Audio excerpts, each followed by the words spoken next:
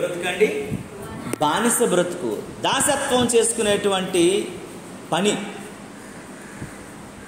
యజమానుడు యజమానురాలు ఏమి చెబితే ఆమె యొక్క జీవితము దాని ప్రకారమే నడవాలి తప్ప బానిసలకంటూ విలువ లేదు. మనం పాకిస్తాను పోలీసులకు పట్టబడ్డాం అనుకోండి, వాళ్ళు మనల్ని ఏం చేయమంటే అదే చెయ్యాలా. మా బూటులు నాకండి అని అంటే మనం ఏం చేయాలా? చెయ్యాలా. లేకపోతే కొడతారు, హింసిస్తారు, చంపుతారు, అనేక రకాలుగా బాధపరుస్తారు, గాయపరుస్తారు.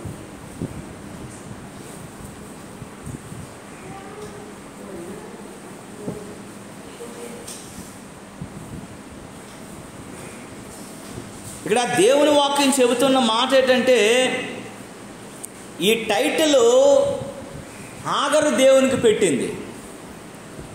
దేవుడు ఆదాముకి ఆదామని, హవ్వకి అవ్వని, అబ్రాముకి అబ్రహామని, సారాయికి సారా అని ఎవరు పెట్టారు? దేవుడు పెట్టాడు పేర్లు. కానీ టైటిల్ ఈ పేరు దేవునికి హాగరు పెట్టింది. ఏమని పెట్టిందండి? చూచుచున్న దేవుడు అని. హాగరు పరిస్థితి, ఆగరు జీవన విధానం, ఆగరు స్థితిగతి, ఆగరు యొక్క ఆ పరిస్థితి ఎంత భయంకరమైనదనంటే, ఫరో రాజు అయినటువంటి ఐగుప్తులో ఆమె దాసిగా బానిసగా ఉన్నటువంటి పరిస్థితుల్లో జీవనాన్ని కొనసాగిస్తూ ఉంది.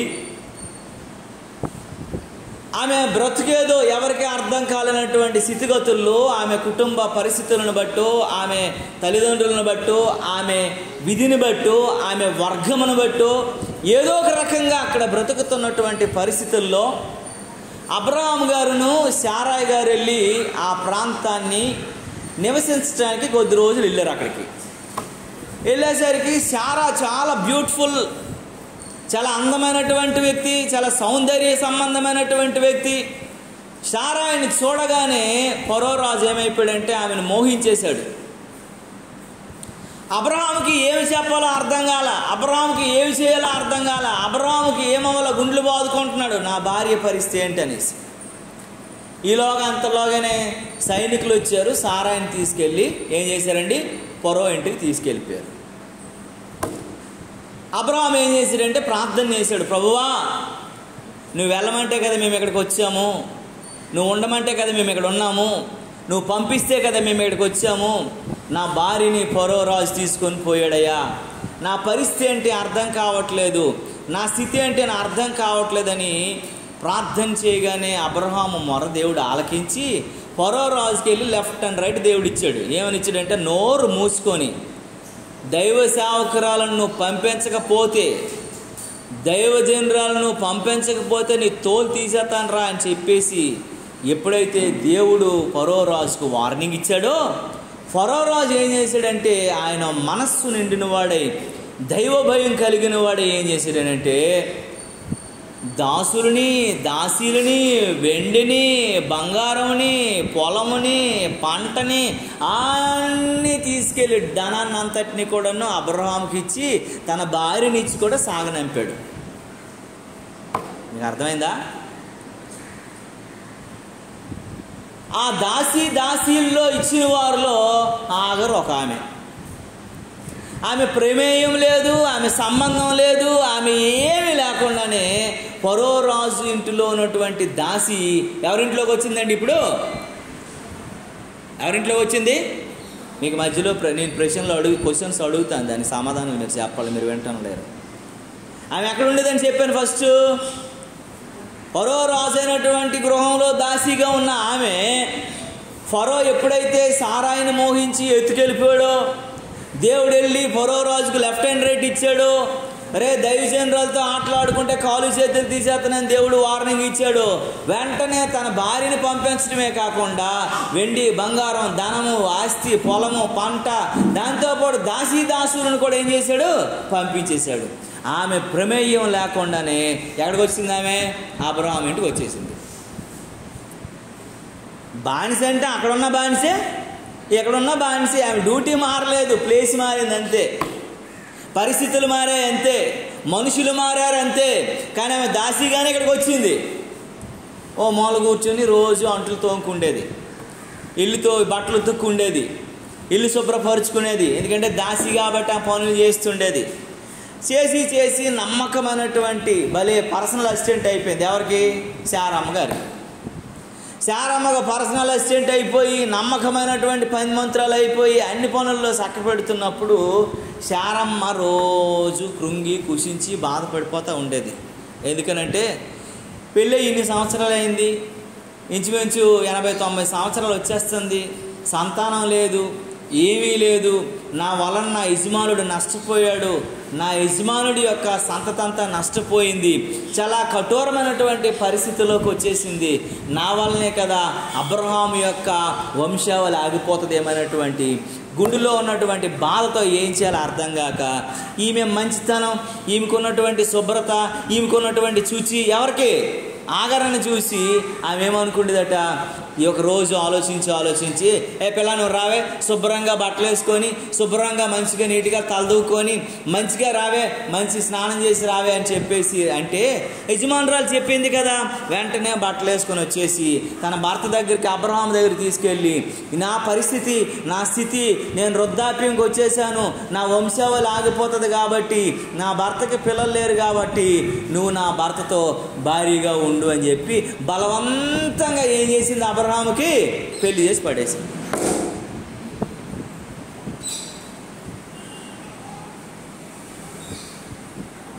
ఈమె ప్రమేయం లేకుండే ఫరో రాజు ఇంటి నుంచి అబ్రహాం ఇంటికి దాసిగా వచ్చింది. ఈమె ప్రమేయం లేకుండే ఈమె అయ్యో ఒక్క నిమిషం కూడా ఆలోచించి అయ్యో నా జీవితం, ఇప్పుడు మనుషులు ఎవరైనా సరే అడిగితే ఏమంటాం మనం? ఏ పనైనా చేయమంటే చేసేస్తాం, కానీ పెళ్ళి అనేటువంటి పరిస్థితి వచ్చేసరికి జీవిత భాగస్వామి సరిగా నిర్ణయించుకోవాలా, ఎవరిని పడితే వాడిని చేసుకుంటే కాదు. ఇప్పుడు బాగానే ఉంటుంది, తర్వాత పరిస్థితులు ఎలా ఉంటాయో అర్థం కాదు. కనుకనే 100 సార్లు ఏం చేస్తారు? ఆలోచిస్తారు. పూర్వం అయితే ఇటు 7 తరాలు అటు 7 తరాలు చూడాలనేవారు. కనీసం ఇప్పుడైతే వాడికి ఉద్యోగం ఉందా, వాడికి వ్యాపారం ఉందా, వాడు పెంచుకోగలడా, వాడు ఎలాంటి వాడు, వాడి క్యారెక్టర్ ఎలాంటిది, వాడు తాగుబోతాడా, వాడు తిరిగిపోతాడా, వాడు మరి అది ఎలాంటి వాడండి, రౌడీవా, వాడు గూండాయా, వాడు ఎలాంటి వాడని అన్ని రకాలుగా చూస్తాం. మనం తెలిసిన వాళ్ళందరినీ అడుగుతాం, వాడు మంచి వ్యక్తి అయినప్పుడు ఇస్తాం. కానీ ఈ అమ్మాయి విషయంలోకి వచ్చేసరికి ఈమె ప్రమేయం లేకుండానే, ఏమీ లేకుండానే ఫరో ఇంటి నుంచి ఎక్కడికి వచ్చేసింది. ఇక్కడ నుండి ఏమైపోయిందండి, ఈమె ప్రమేయం లేకుండానే తన యజమానులు చూపించి ఈడని భారతీయుడితో ఉండని చెప్పగానే ఆమెకు పెళ్ళి అయిపోయి ఆలోచించుకునే లోపే, కళ్ళు మూసే లోపే ఆమెకు ఒక కొడుకు పుట్టేశాడు. ఆ కళ్ళు తెరిచి కళ్ళు మూసేసరికి ఏమైందంటే ఆ కొడుకు ఒక తొంటరోడు, ఓ పనికి మల్లడు, జగడగొండోడు, ఆడు వలన ప్రాబ్లమ్స్ అన్నీ ఆమెకు వచ్చేసాయి. ఆమెకు రాగానే ఆ కొడుకు పుట్టి కొద్ది రోజులు అవగానే ఆడు వలన అనేకమైన గొడవలు జరుగుతున్నాయి. కాబట్టి ఏ పెళ్లి చేసిందో యజమానురాలు ఆమెకే కోపం పుట్టించేసింది, ఆమెకే రకరకాలైనటువంటి ఆలోచనలు వచ్చాయి. కాబట్టి ఇంటి నుంచి తగిలేమని చెప్పింది. హాగర్ని ఏం చేసి సడన్గా వచ్చేసి నా ఇంట్లో ఉండడానికి లేదు, నీ కొడుకుని తీసుకుని నువ్వు పారిపోని చెప్పింది. భర్తకి చెప్పింది, అబ్రహామును ఆమె నుంచి మాత్రం మంచిగా ఉండదని చెప్పింది. ఆమె పెళ్లి చేయమనిందా, లేదా అబ్రహాం చేయమన్నాడా? ఈమె చెప్పింది, ఈమె చేసింది, అన్నీ చేసింది. మెడట్టుకొని తోసేయమన్నప్పుడు అబ్రహాం ఏమీ చేయలేకపోయాడు. దేవుడి దగ్గరికి వెళ్ళాడు, ప్రభువా నా పరిస్థితి ఇరుకులో పడినటువంటి ఎలకలాగా అయిపోయింది, ఇటు రాలేకపోతున్నాను, వెళ్ళలేకపోతున్నాను, నా పరిస్థితి ఏంటో తెలియట్లేదు ప్రభు అని అంటే, నోరు మూసుకోరా అని అన్నాడు అబ్రహాంకి దేవుడు. ఎందుకనంటే నువ్వు చేసుకున్నప్పుడు ఒక మాట చెప్పావా, నువ్వు తెచ్చినప్పుడు ఒక మాట చెప్పావా, నువ్వు బిడ్డను కన్నప్పుడు ఒక మాట చెప్పావా, ఇప్పుడు నా దగ్గరకు వస్తున్నావా, ఎవడు చెబితే నువ్వు చేసుకున్నావో ఇప్పుడు ఆడు చెప్తేనే నువ్వు వెళ్ళి చేసుకో, ఎలా చేసుకుంటావు నాకు సంబంధం లేదు, దేవుడు చేతులు ఎత్తేసాడు. మళ్ళీ అబ్రహాం వెళ్ళి ఏం చేయాలో అర్థం కావట్లేదు, వాళ్ళిద్దరి మధ్య గొడవలు, ఇక్కడ రకరకాలైనటువంటి పరిస్థితి వచ్చాయి. కానీ ఈమెకు ఒక వాటర్ బాటిల్ను ఒక శంకన బిడ్డను పెట్టేసి తిన్నగా నువ్వు పారిపో, గెట్అవుట్ ఐసే మై హౌస్ అని చెప్తున్నాడు. ఆఖరికి ఎటు వెళ్ళాలో అర్థం కావట్లే, ఏం చేయాలో అర్థం కావట్లే. ఒక చిన్న పిల్లోడు చిన్న వాటర్ బాటిల్ పట్టుకొని ఎడారి గుండా ప్రయాణం చేస్తుంది. ఎడారి మధ్యలోకి వచ్చింది, నీళ్ళు అయిపోయాయి, పరిస్థితి అంతా తారుమారైపోయింది. పిల్లోడు గోల పెట్టేస్తున్నాడు, నీళ్ళు కావాలమ్మా నీళ్ళు కావాలని ఏడుస్తూ ఉన్నాడు చంటి పిల్లోడు. అలాంటి పరిస్థితుల్లో ఏం చేయాలో అర్థం కాలని పరిస్థితుల్లో ఒక పొదల చాటునాడు దగ్గర ఆ పిల్లోడిని పెట్టి పక్కకు వచ్చేసి, ప్రభువా నా కుమారుడు ప్రాణం పోయేటంతగా ఏడుస్తున్నాడు, అయ్యా నువ్వు చూచుచున్న దేవుడు కదా, ఒక మారు కరుణించవా కనికరించవా అని గుండెలు బాదుకొని ఏడుస్తూ ఉందంట. దేవునికి స్తోత్రము కలుగును. నా కొడుకు ఇక్కడ చచ్చి పరిస్థితుల్లో ఉన్నాడు, మిట్ట మధ్యాహ్నం ఎడారి, తిండి లేదు దాహం లేదు, తెచ్చుకొని నీళ్లు కూడా అయిపోయావయ్యా, నేనైతే దాసీగా ఉన్న పరిస్థితుల్లో నీ కోసం అబ్రహాము ఇంట విన్నాను, చూచుచున్న దేవుడు అని, నువ్వు కార్యాలు చేసేవాడు అని, ఈ పరిస్థితుల్లో నేను ఇక్కడికి వచ్చానయ్యా, ఏ రకమైన ఆధారణ లేని నన్ను ఆదరించవా అని ప్రార్థన చేసి గుండెలు బాదుకుంటుంది ఆగాడ. నిజంగా దేవుడు అబ్రహాం మనస్సు మార్చి, ఏదో అయిపోయిందిలే పిల్లడు తీసుకొని నువ్వు ఎక్కడికి వెళ్తావు అని పరిగెత్తుకొని పంపించి దేవుడు మార్చి పంపించవచ్చు కదా, అలా పంపించలా. లేదు శారాయే నేను చేసిన తప్పిదం వల్లే కదా, ఆమె నన్ను చేయమన్నదా, పెళ్లి చేసుకోమని చెప్పిందా, నాకు కావాలని అడిగిందా, నా తప్పిదం వల్లే జరిగింది కదా, పోనీ కనికర మనసుతో ఆగరణ మనసుతో మాట్లాడి తీసుకొస్తుందంటే అలాగా దేవుడు చేయలే.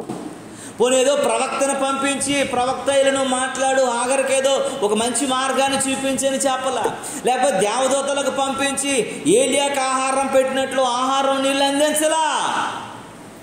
చూచుచున్న దేవుడు ఆయనే సడన్గా ఆమె దగ్గరికి ప్రత్యక్షమయ్యి,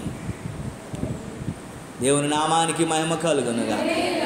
ఒంటరిగా ఉన్న ఆగరు, ఏడుస్తూ పిల్లలతో చూడలేనటువంటి పరిస్థితుల్లో ఉన్న ఆగరుని ఏ పాపము, ఏ శాపము, ఏ అపరాధం, ఏ తప్పిదం, ఏ ప్రమేయం లేకుండా బలైపోతూ ఒంటరిగా మిగిలిపోయిన ఆగరు జీవితంలోనికి ప్రభువు అయినటువంటి దేవుడు ప్రత్యక్షమై మాట్లాడుతున్నప్పుడు ఆగరు మనసులో నుండి పుట్టినటువంటి మాటే, చూచుచున్న దేవుడు నీవు.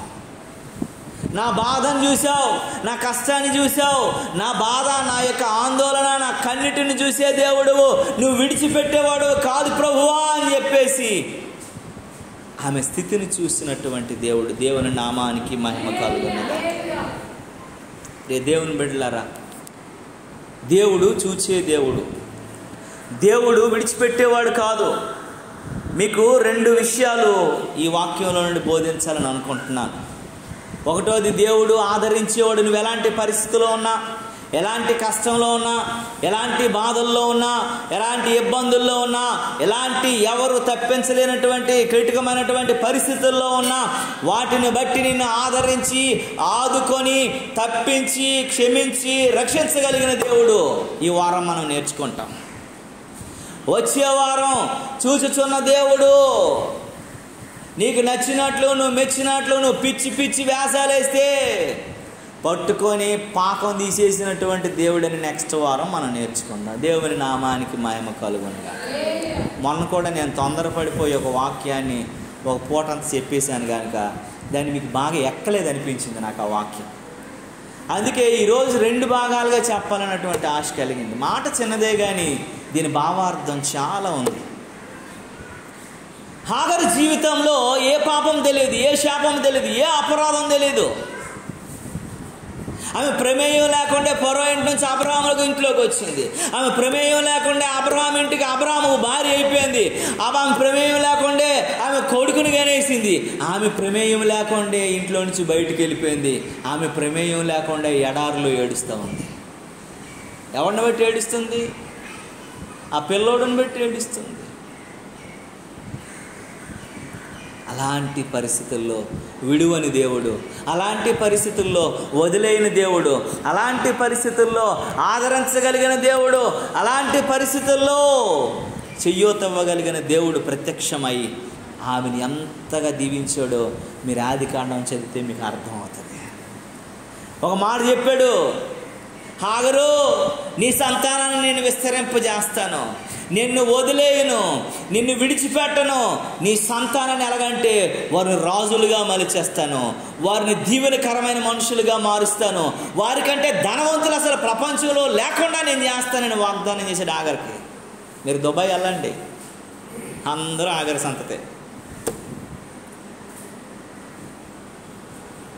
మీరు కువైట్ వెళ్ళండి, ప్రపంచంలో అత్యధికం కలిగినటువంటి విలువైనటువంటి డబ్బు ఏదైనా ఉందనంటే కువైట్ దేనారాలు.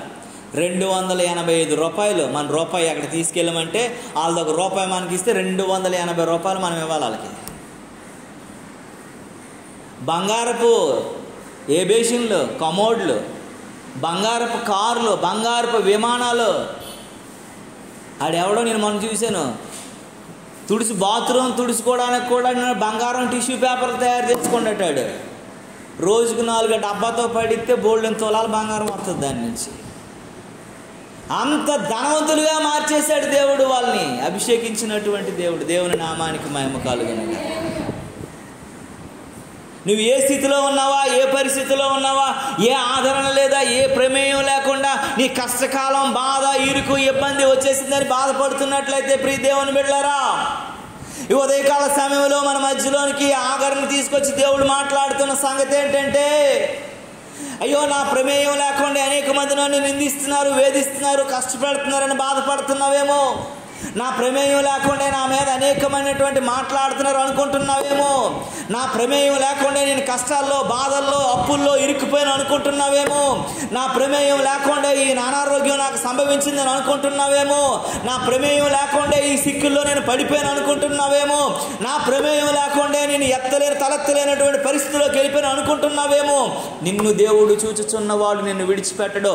ఆగరణ వదిలేయలేదు, ఆగరణ దీవించే దేవుడు. నిన్ను దీవించటానికి సమర్థుడని జ్ఞాపకం చేసుకోగలగాలి. దేవుని నామానికి మహిమ కలుగునుగాక. నువ్వు ఎన్ని కష్టాలు వచ్చినా, ఎన్ని నష్టాలు వచ్చినా, ఎన్ని బాధలు వచ్చినా, ఎన్ని ఇరుకులు వచ్చినా, ఎన్ని ఇబ్బందులు వచ్చినా నిన్ను విడిచిపెట్టేవాడు కాదు. దేవుని నామానికి మహిమ కలుగునుగాక. ఎన్ని కష్టాలైనా బెదరను, ఎంత బాధైనా వెనుదిరుగను, నా నమ్మిక నీవు మాత్రమే, నా నమ్మిక నీవు మాత్రమే, నేనెప్పుడు నిన్ను విడువను, యేసయ్యా నేనెప్పుడు నిన్ను విడువను. ఆగర పాట పాడి నిలవబడి కన్నీళ్ళతో గుండ్లు బాదుకుని రోధించింది, ప్రభువా నా కష్టాలు, నా నమ్మిక నీ మీదే ప్రభువా. నేను అబ్రహాము ఇంటి నుండి పొందుకున్నది ఏంటంటే అది నిన్ను తప్ప వేరొకటి కాదు. నువ్వు నా తోడు ఉన్నావు, నన్ను విడిచిపెట్టేవాడు కాదని. ఇన్ని బాధలు, ఇన్ని కష్టాలు, ఇన్ని ఇబ్బందుల్లో నీవు తప్ప నాకు ఎవరు లేరు ప్రభు అని అబ్రహాం మీద ఆధారపడలేదు, శారా మీద ఆధారపడలేదు, వారితో గొడవ చేయలేదు, వారితో గొడవ పెట్టుకోలేదు. వారిని విడిచిపెట్టి దేవుడు ఉన్నాడనే ధైర్యంతో ముందుకు ఎడారులో మిట్ట మధ్యాహ్నం అప్పుడు చంటి పిల్లడితో సాగిపోయింది. చూచుచున్న దేవుడు ఆమెని విడిచిపెట్టలేదు. దేవుని నామానికి మహిమ కలుగునుగాక. ఈరోజు నువ్వు ఎలాంటి పరిస్థితులున్నా దేవుడు నిన్ను విడిచిపెట్టేవాడు కదా. నువ్వు వదిలేసినటువంటి వాడు కాదు. నిన్ను ఆదరించి, ఆదుకొని, నిన్ను గొప్ప చేసి ఆశీర్వదించగలిగిన దేవుడు నిన్ను చూస్తున్నాడనే గుర్తు చేసుకోగలగాలి. దేవుని నామానికి మహిమ కలుగునుగాక. హల్లెలూయా. ఆఖరి జీవితంలో చాలా విషయాలు పిల్లలు. ఒకసారి మనం ఆ పరిస్థితిలోకి వెళ్ళి ఆలోచిస్తే, మనం ఆ స్థితిలోకి వెళ్ళి ఆలోచిస్తే, ఆమె బానిస ఏం చెప్పలేదు,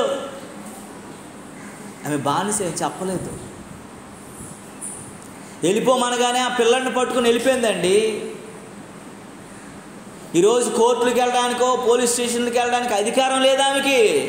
ఎవరికి చెప్పుకోవడానికి, పెద్ద మనుషుల దగ్గర వెళ్ళడానికి అధికారం లేదు ఆమెకి. ఎవరి దగ్గర పెట్టి అయ్యో నా జీవితం ఇలాగ అయిపోయింది, ఈమె ఇలా చేసింది, తన భర్తకు పెట్టి పిల్లడిని కనిదరు నన్ను వెళ్ళిపోతుందని అడగడానికి అధికారం లేదు ఆమెకి. నిరాశ్రయ స్థితిలో ఉన్నటువంటి ఆగరు జీవితంలో దేవుడు గొప్ప పెనుమార్పును తీసుకొచ్చాడు. దేవుని నామానికి మహిమ కలుగునుగాక. అందనంత స్థితిలోకి ఎత్తినంతగా హెచ్చించేశాడు. ఇస్మాయిల్ సంతానాన్ని ఉన్నతమైన స్థితికి తీసుకుపోయాడు. డబ్బు, విలాసాలు, విందులు, ఆ సంతోషాలన్నీ వాళ్ళ మధ్యలోనే ఉన్నాయి. కావలసినంతగా వాళ్ళ దగ్గర ఉన్నాయి.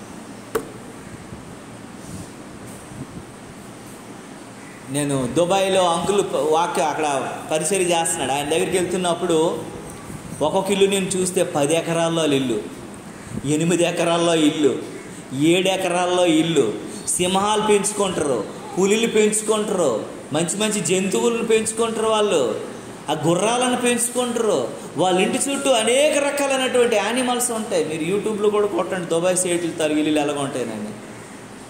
సింహాలు పులిని మనం కుక్కను పెంచుకుంటేనే మామూలు కింద నాగ మా ఇంట్లో కుక్క ఉందనేసి వాళ్ళు సింహాలు పులిని పెంచుకుంటారు. దేవుడు అంతగా దీవించేశాడు. దేవుడి నామానికి మహిమ కలుగును. వాళ్ళు విందు పెడతారు, కొన్నిసార్లు పిలుస్తారు. ఈయన విశ్వాసులు ఉన్నతమైన వాళ్ళు ఉన్నారు, ధనవంతులు ఉన్నారు. వాళ్ళందరూ పిలుస్తున్నప్పుడు వెళ్తుంటే ఆ పరికరాలు కానీ బంగారపు ప్లేట్లలో అన్నాలు పెడతా ఉంటారు. ఆ అంకుల్ గారు అంటారు, ఈ ప్లేట్ విలువ ఎంత ఉంటుందో తెలుసా? 20-30 లక్షలు ఉంటుంది, చూడదు ఎత్తు 3 కేజీలు ఉంటుందని అన్నారు. ఆ ప్లేట్ ఎత్తడానికి అవ్వదు, అంతగా దేవుడు అలా దీవించేశాడు. ఒకప్పుడు ఒంటరి అయిపోయింది, దిక్కు లేదు, దిమానం లేదు, ఎవరు లేనటువంటి హాగరు జీవితంలో దేవుడు చూచుచున్నవాడు ఆమె వైపు చూచాడు, అద్భుతముగా ఆశీర్వదించేశాడు. ఈరోజు నువ్వు ఏ పరిస్థితులు ఉన్నా నిన్ను విడిచిపెట్టే దేవుడు కాదని గుర్తు చేసుకోవాలి. నిన్ను వదిలేసే దేవుడు కాదని జ్ఞాపకం చేసుకోగలగాలి. నిన్ను అలాగా ఒంటరితనంగా నిలవబెట్టే దేవుడు కాదని జ్ఞాపకం చేసుకోగలగాలి. దేవుడు ఉన్నతమైన దేవుడని గుర్తు చేసుకోగలగాలి. దేవుడు మనం జాగ్రత్తగా మనం ఆలోచించగలగాలి. నాకు ఈ వాక్యం చదివినప్పుడు అనిపించింది, అబ్రహాముని చూసి చాలా బాధ అనిపించింది నాకు. ఆ పరిస్థితి పగోడుకు రాకూడదు, నాకు అసలే రాకూడదని అనిపించింది. అబ్రహాము దేవుని దగ్గరికి వెళ్ళి, అబ్రహాము దేవుని సన్నిధికి వెళ్ళి, అబ్రహాము దేవునితో మాట్లాడుతూ, అబ్రహాము దేవుణ్ణి అడిగాడు. ఏంటని? ప్రభువా ఇలాంటి పరిస్థితి వచ్చింది, ఏం చేయాలంటే దేవుని వైపు చూడడానికి ముఖం సాటే. దేవుడు ఏం చేశాడంటే పట్టించుకోవాలి. అబ్రహాము దేవుని దగ్గర ముఖం చెల్లకుండా ఉన్న జీవితం ఒక జీవితమేనా అని అనిపించింది నాకు. మనుషుల దగ్గర ముఖం చెల్లకపోతే పెద్ద ఏం కాదు, వీడి కాకపోతే ఇంకోటి ఉంటాడు. దేవుడు అలా కాదు కదండి, ఉన్నవాడు ఒకటే కదండి. ఈ సృష్టిని అంతటిని ఏలుబడి చేస్తున్నాడు ఒకటే కదండి. ఈ సృష్టి యావత్తును కూడాను సర్వమానవాళిని పరిపాలన చేస్తున్నటువంటి సర్వచక్రవర్తి ఆయనే కదండి. ఆయన దగ్గర అబ్రహాంకి ఏం చెల్లలేదండి, ముఖం చెల్లలా. నేను వాక్యం చదివినప్పుడు అనిపించింది, ప్రభువా ఎవ్వరికి రాకూడదు ప్రభువా ఇలాంటి దుస్థితిని అనిపించింది. ఎందుకనంటే అబ్రహాము భార్య చెప్పిన మాట విన్నాడు తప్ప ప్రభు పర్మిషన్ తీసుకోలే. నేను కూడా చాలాసార్లు ఎవరికైనా నేను చెప్పే మాట చాలామందికి నేను చెప్పాను, ఇప్పుడు మళ్ళీ మీకు కూడా నేను చెప్తున్నాను. ఎవడు పర్మిషన్ తీసుకోకపోయినా పర్వాలేదు, కానీ దేవుని పర్మిషన్ నీకు ఉండాలి. ఎవరి దగ్గర ముఖం చాటేసి చల్లకపోయినా పర్లేదు, దేవుని దగ్గర నీ ముఖం చల్లాలా. ఎవరు నేను అంగీకరించకపోయినా పర్లేదు, దేవుడు నిన్ను అంగీకరించిన స్థితిలో నువ్వు ఉండగలగాల. ఎవరికి నువ్వు చెప్పుకోలేని పరిస్థితులు ఉన్నా పర్లేదు, దేవునికి చెప్పుకోగలిగినటువంటి వ్యక్తిగా నువ్వు ఉండగలగాల. హాగరు అలా ఉంది కాబట్టి హాగరు మాట దేవుడు విని ఆమెను చూచాడు, ఆమెను దర్శించాడు, ఆమెను దీవించాడు. అబ్రహాము దేవుడు ఎన్నుకున్నాడు, దేవుడు నడిపించాడు, దేవుడు ఆదరించాడు, దేవుడు అభిషేకించాడు, దేవుడు నిలవబెట్టాడు. కానీ దేవుడు ముఖం మీద దేవుని దగ్గర ముఖము చల్లలేనటువంటి వ్యక్తిగా నిలవబడగానే గసిరి పడేశాడు.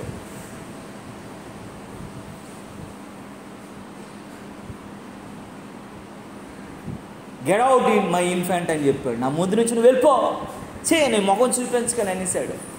అబ్రహాం తల ఎక్కడెట్టుకోవాలో అర్థం కాలేదండి. ఎంత గొప్పోడు, విశ్వాసులకు తండ్రి అండి. అందుకే మన సొంత గొప్పోడైనా మన సొంత నిర్ణయాలు తీసుకోకూడదు, మన సొంత ఆలోచనలు తీసుకోకూడదు. ఎలాంటి చిన్న విషయానైనా దేవుని సముఖంలో పెట్టాలా, అది దేవుడు దాన్ని గొప్పగా దీవిస్తాడు. దేని కొరకు ప్రార్థన చేసిందండి? ఆశీర్వాదం కావాలన్నదా, ఆస్తి కావాలనిందా, అన్నం కావాలనిందా, కొంచెం నీళ్ళు కావాలని అడిగింది దేవునికి.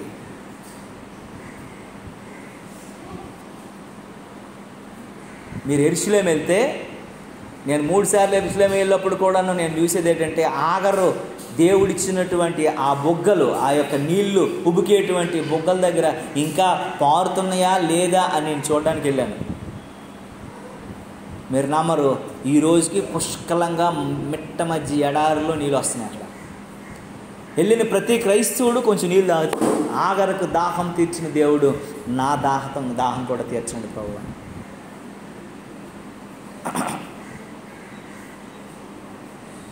నేను 3 సార్లు వెళ్ళినప్పుడు కూడా నేను చూసేది ఏంటంటే అందరూ అలా ఇచ్చి అనేవి చూడాల. ఆ దేవుడు ఆ రోజు ఉబుకగలిగినటువంటి ఆ నీరు ఈ రోజు వరకు కూడా ఉబుకుతుందా లేదా, వస్తుందా లేదా, నాకు అక్కడ పుష్కలమైనటువంటి నీరు ఎటు చూసినా ఎండమౌలే కనబడతాయి, అక్కడ మాత్రం నీరు వస్తుంది. అనేక ప్రాంతాల నుంచి ఆ ప్రాంతంలో షాపులు వెలిసిపోయి, హోటల్స్ వెలిసిపోయి ఆ నీళ్ళు తాగడానికి జనాలు వస్తున్నప్పుడు, కానీ యెరూషలేం గవర్నమెంట్ చేసింది తెలిసిన ఆ నీళ్ళు తాగడానికి ఎవడొక డబ్బులు పైసా వసూలు తీస్తే ఆడికి జైలు పెట్టేస్తాడు. ఆ ఫ్రీగా తాగాలి, అది దేవుడిచ్చిన నీరు, అది ఫ్రీగా తాగాలని చెప్పారు. అది దేవుని నామానికి మహిమ కలుగును. ఫ్రెష్ వాటర్ అండి, కొబ్బరి నీళ్ళు లాంటి నీళ్ళు అవి, తాగుతుంటే త్రాగాలనిపించే నీళ్ళు అవి. అంత నీటిని ఆ రోజు ఎప్పుడో 6000 సంవత్సరాల క్రితం ఉబుకినటువంటి నీరు ఈ రోజు వరకును కూడా అక్కడ వస్తూనే ఉంది. దేవుడు దీవిస్తే, దేవుడు ఒక్కసారిగానే అభిషేకిస్తే, దేవుడు ఒక్కసారి తన ఆశీర్వాదాన్ని కురిపిస్తే ఆగడం ఉండదు, ఇంకా సాగడమే. అది ఆగడం మీద అంతగా సాగిపోయింది. దేవుని నామానికి మహిమ కలుగును గాక. హల్లెలూయా, హల్లెలూయా. ప్రియమైనటువంటి దేవుని బిడ్డలారా, నీవు నేను మనము జ్ఞాపకం చేసుకోగలగాలి, నీవు నేను మనము ఆలోచించగలగాలి, నీవు నేను మనము దేవుని సముఖంలో ఒకసారి గుర్తు చేసుకోగలిగే వ్యక్తులుగా ఉండాలని దేవుని వాక్యం హెచ్చరిస్తూ ఉంది. దేవుని నామానికి మహిమ కలుగును గాక. కొన్నిసార్లు అనుకుంటాం, నా తప్పు లేదు, నా ప్రమేయం లేదు, ఏమీ లేకుండా నన్ను ఎంత హింసించారు, నా దగ్గర ఉన్నదంతా లాక్కున్నారు, నన్ను వెలివేసేశారు, నన్ను ఒంటరి వ్యక్తిని చేసేసారని అనుకుంటాం. దేవుడు చూస్తున్నాడు, నిన్ను విడువడు, నిన్ను ఎడబాయడు. ఆయన ఆశీర్వదించడానికి సమర్థుడు, ఆశీర్వదించి తీరుతాడు. దేవునికి స్తోత్రము కలుగును గాక. ఆగరును ఆశీర్వదించిన దేవుడు నిన్ను ఆశీర్వదించడానికి ఆయన సమర్థుడై ఉన్నాడు. దేవుని నామానికి మహిమ కలుగును గాక. ఆయన చూచే దేవుడు అంట, ప్రతిదీ చూస్తాడు. ఇంకొక వ్యక్తిని మనము జ్ఞాపకం చేసుకుందాం ప్రియులారా. ఇలాంటి వాళ్ళు కొంతమంది ఉన్నారు, చూచుచున్న దేవుడు వారిని చూచాడని. నిర్గమాకాండం 2వ అధ్యాయం చూడండి. నిర్గమాకాండము 2వ అధ్యాయము తెరిచారా చూడండి. 23, 25 వచనాలను జ్ఞాపకం చేసుకుందాము. అలాగున అనేక దినములు జరిగిన మీదట ఐగుప్తు రాజు చనిపోయెను. ఇశ్రాయేలీయులు తాము వెట్టి పనులను బట్టి నిట్టూర్పులు విడుచుచు మెరపెట్టుచుండగా తన వెట్టి పనులను బట్టి వారు పెట్టిన మొర దేవుని యొద్దకు చేరెను. దేవుడు వారిని మూలుగులను విని అబ్రాహాము, ఇస్సాకు, యాకోబులతో చేసిన నిబంధన జ్ఞాపకం చేసుకొని దేవుడు ఇశ్రాయేలులను చూచెను. దేవుని నామానికి మహిమ కలుగును గాక. హల్లెలూయా. ఇశ్రాయేలులు చిన్న మోషే చేసిన తప్పిదమును బట్టి, మోషే చేసినటువంటి బలి అర్పిస్తున్నప్పుడు ఆ బలిలో మోషే ఏం చేశాడండి, కునికేశాడు. దేవుడు దానిని స్వీకరించినంత వరకు, దేవుడు దాన్ని ఆస్వాదించినంత వరకు ఉండక అబ్రహాం ఏం చేశాడండి, మోషే ఏం చేశాడు, కునికేశాడు. కునికేసిన తర్వాత దానివల్ల వచ్చినటువంటి ఏంటంటే ఇజ్రాయేల్ అందరినీ దేవుడు ఏం చేశాడు, శపించి బానిసత్వానికి పంపించాడు. 400 సంవత్సరాలు ఐగుప్తులో వాళ్ళు ఏం చేశారంటే బానిసలుగా ఉన్నారు. వాడు ఎలాంటి వాడనంటే, ఐగుప్తు రాజు చాలా భయంకరమైనటువంటి వాడు. ఆడు ఎలాగ శిక్షిస్తున్నాడంటే, పచ్చి ఇటుకలు అంటే పచ్చిగడ్డితో కాల్చమంటున్నాడు. సరైనటువంటి పనిముట్లు లేవు, సరైనటువంటి ఇవి లేవు, ఏమీ లేకుండానే పెద్ద పెద్ద సమాధులు కట్టడానికి 400 సంవత్సరాలుగా నరకం చూపిస్తూ ఉన్నాడు. దేవుని నామానికి మహిమ కలుగును గాక. ఆ సమాధులు కడుతున్నప్పుడు చాలామంది చచ్చిపోతున్నారు, చాలామంది మనుషులు కోల్పోతున్నారు, కుటుంబాలు కోల్పోతున్న పరిస్థితి. అనేక రకాల బలులు ఇచ్చేస్తున్నారు. అనేక రకాల పరిస్థితుల మధ్య ఇశ్రాయేలీయులు కన్నీరు కారుస్తున్నారు. అయ్యో మేము ఎక్కడుండేవారిమి, మా స్థితి ఏంటి, మా పరిస్థితి ఏంటి, మా జీవన విధానం ఏంటి, మా జీవితం ఏంటి, ఎలాంటి పరిస్థితి నుంచి ఎలాంటి పరిస్థితికి మేము వచ్చేసాము అని గుండెలు బాదుకొని వారు ఏం చేస్తుండేవారటండి, రోదిస్తూ ఉండేవారంట. దేవునికి స్తోత్రము కలుగునుగా. ఇశ్రాయేలీయులు తాము చేసినట్టు వెట్టి పనులను బట్టి నిట్టూర్పులు విడిచుచు మొర్రపెట్టుచుండగా దేవుని వాక్యం ఉంది. వారు చేసినటువంటి వెట్టి చాకరీ అంటే ఏంటండి, బలవంతంగా చేయించే పని. అది వెట్టి చాకరీ అంటే ఏంటి, బలవంతంగా చేసే పని, బానిసలుగా మార్చి చేసే పని. నచ్చినట్లు చేయాలి, చెప్పినట్లు చేయాలి, చెప్పినట్లు వినాలి, నీకు స్వేచ్ఛ ఉండదు, నువ్వు ఈ టైము ఆ టైం అనడానికి లేదు, ఎంతసేపు చేయమంటే చేయాలి, నువ్వు సావాలి. అలాంటి వెట్టి చాకరీ చేస్తున్నట్టు అంటే ఇశ్రాయేలీయులు తాము చేయిస్తున్నటువంటి వెట్టి పనులను బట్టి నిట్టూర్పులు విడిచుచు మొరపెట్టుచుండగా తాము వెట్టి పనులను బట్టి వారు పెట్టిన మొర దేవుడు యొద్దకు చేరెను. అది విన్నాడంట దేవుడికి స్తోత్రము కలుగునుగా. నువ్వు ఏ పరిస్థితుల్లో బందీగా ఉన్నావో, ఏ పరిస్థితులకు బానిసైపోయావో, ఏ స్థితిగతులకు నువ్వు లొంగిపోయావో, ఏ పరిస్థితుల మధ్య నువ్వు సతమతమైపోతున్నావో, ఎలాంటి స్థితిగతుల మధ్య నువ్వేం చేయాలో అర్థం కాక నిట్టూర్పులు విడుస్తూ ఉన్నావో, నీ నిట్టూర్పులు దేవుడు విని నీకు స్వేచ్ఛనివ్వడానికి ఆయన సిద్ధమై ఉన్న దేవుడు ఈరోజు ఇశ్రాయేలును మన ముందుకు తీసుకొచ్చి జ్ఞాపకం చేస్తూ ఉన్నాడు. దేవుని నామానికి మహిమ కలుగును గాక. 400 సంవత్సరాలుగా అనుభవిస్తున్నటువంటి నిట్టూర్పుని, ఏడుపుని, మొరను, కన్నీటిని దేవుడు విని ఈరోజు అంటున్నాడు, మీ మొర నేను విన్నాను, నా దగ్గరికి చేరింది, మిమ్మల్ని విడిపించడానికి నేను సమర్థుడినని మోషేను పంపించాడు. దేవుని నామానికి మహిమ కలుగును గాక. హల్లెలూయా, హల్లెలూయా. కనుక ప్రియమైనటువంటి దేవుని బిడ్డలారా, ఇక్కడ దేవుని వాక్యం చెప్తూ ఉంది, వారు మొర నా యొద్దకు చేరిందని అంటూ కాగా దేవుడు వారి మోల్గులన్నట్టు ఏం చేసినట్టండి, విన్నాడు. వారు చేసినటువంటి నిబంధన జ్ఞాపకం చేసుకున్నాడట. దేవుడు ఇశ్రాయేలీయులను చూచెను, దేవుడు వారిని లక్ష్య పెట్టునని మాట ఉంటుంది. దేవుడు ఏం చేస్తున్నాడట, వారిని చూచాడు. అనే దేవుడు అండి, చూచుచున్న దేవుడు. ఇశ్రాయేలీయుల బాధ, ఇశ్రాయేలీయుల కష్టం, ఇశ్రాయేలీయుల యొక్క నిట్టూర్పు, ఇశ్రాయేలీయుల యొక్క శ్రమ, వారి బానిసత్వం, వారి అంగలార్పు, వారి మరణాలు, వారి కష్టాలు, వారు అనుభవిస్తున్నటువంటి ఇక్కట్లన్నీ కూడాను దేవుడు చూచాడంట. దేవుని నామానికి మహిమ కలుగును గాక. అయ్యో నా జీవితంలో దేవుడు నన్ను పట్టించుకోలేదే, నన్ను వదిలేశాడే, నా కష్టాల్లో, నా బాధల్లో, ఈ యొక్క రకమైనటువంటి పరిస్థితుల్లో నన్ను దేవుడు ఇంకా పట్టించుకోకుండా ఉన్నాడని నువ్వు బాధపడుతున్నట్లయితే ఈ ఉదయకాల సమయంలో దేవుడు మాట్లాడుతున్నాడు. ఇశ్రాయేలును చూసిన దేవుడు, వారి కట్లను ఇప్పిన దేవుడు, వారి బంధకాలను ఇప్పినటువంటి దేవుడు, వారి పరిస్థితులను మార్చిన దేవుడు, వారి పాలతేనులు ప్రవహించే దేశంలోకి తీసుకొచ్చే దేవుడు.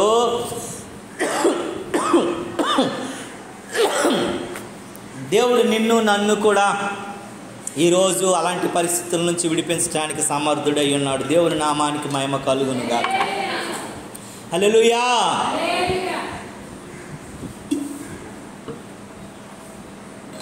ఆయన చూచుచున్న దేవుడు అంట. దేవుని వాక్యం చెప్తా ఉంది, దేవుడు ఇశ్రాయేలులను చూచెను అని రాస్తుంది 25వ వచనంలో. ఏమనుందమ్మా, ఇశ్రాయేలులను దేవుడు చూచెను. వారి కష్టాన్ని, వారి బాధని, వారి ఇరుకుని, వారి ఇబ్బందిని చూశాడంట. ఈరోజు నువ్వే పరిస్థితుల్లో ఉన్న దేవుడు విడిచిపెట్టేవాడు కాదు. ఎలాంటి కష్టంలో ఉన్నా విడిచిపెట్టేవాడు కాదు, ఎలాంటి దుఃఖంలో ఉన్నా విడిచిపెట్టేవాడు కాదు, ఎలాంటి బాధలో ఉన్నా విడిచిపెట్టేవాడు కాదు.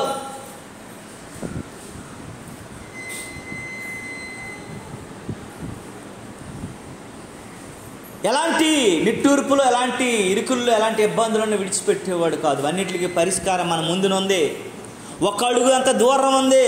నువ్వు ఓర్చుకోగలిగినంత నిలవబడితే చాలు, నువ్వు ఇంకా కొంచెం వెయిట్ చేస్తే చాలు. దాని నుండి తప్పించడానికి సమర్థుడు, విశాలమైనటువంటి జీవితాన్ని ఇవ్వడానికి ఆయన సిద్ధమై ఉన్నాడని దేవుని వాక్యం హెచ్చరిస్తుంది. దేవుని నామానికి మహిమ కలుగును గాక. హల్లెలూయా, హల్లెలూయా. 3వ అధ్యాయం చూడండి, పక్కన ఉంటుంది. 3వ అధ్యాయం 7వ వచనంలో చూస్తే చూడండి ప్రియులారా, దేవుని వాక్యం ఏం చెప్తుందమ్మా, మరియు యెహోవా ఇట్లనెను, నీ ఐగుప్తులోనున్న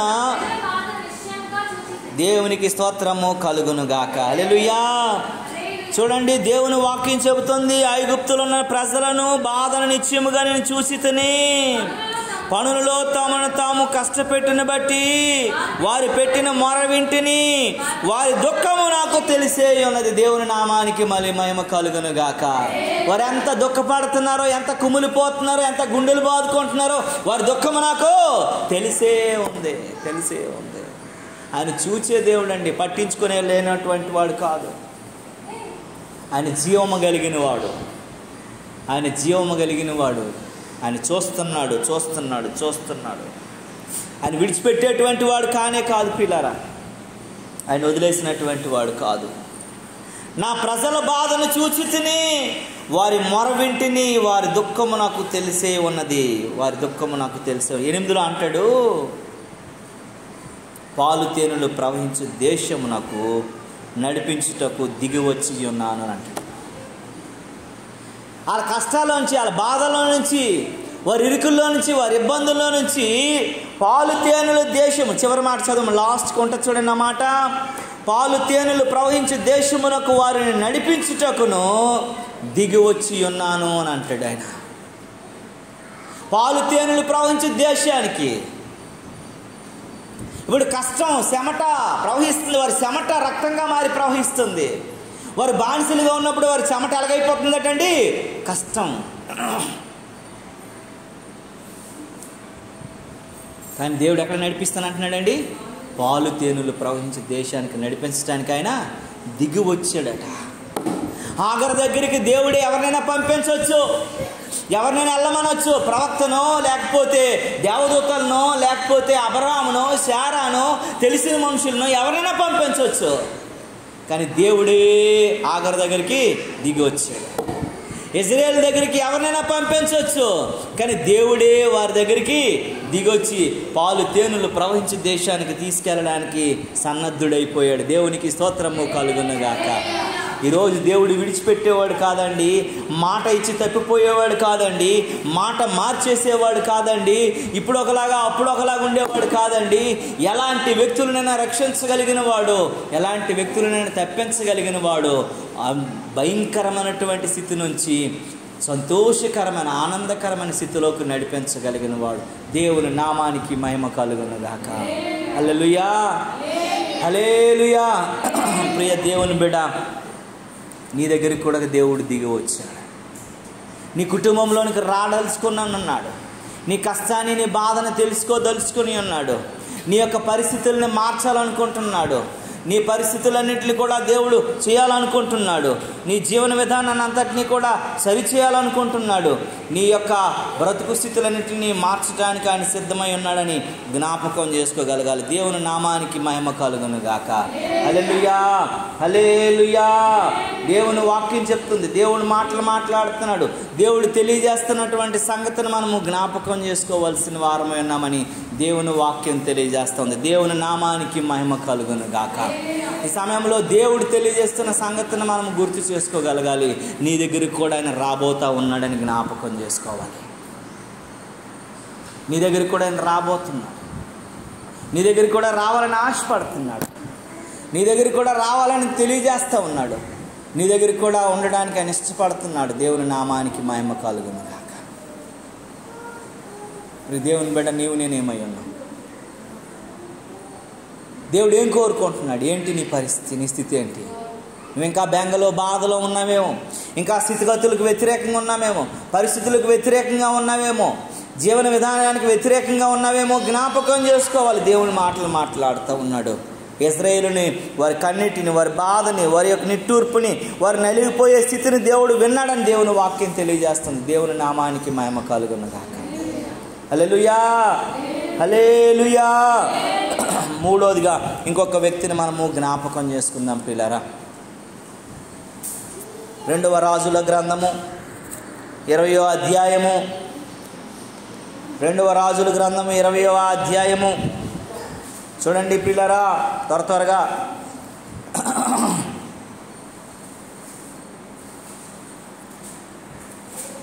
5వ వచనాన్ని జ్ఞాపకం చేసుకుందాం.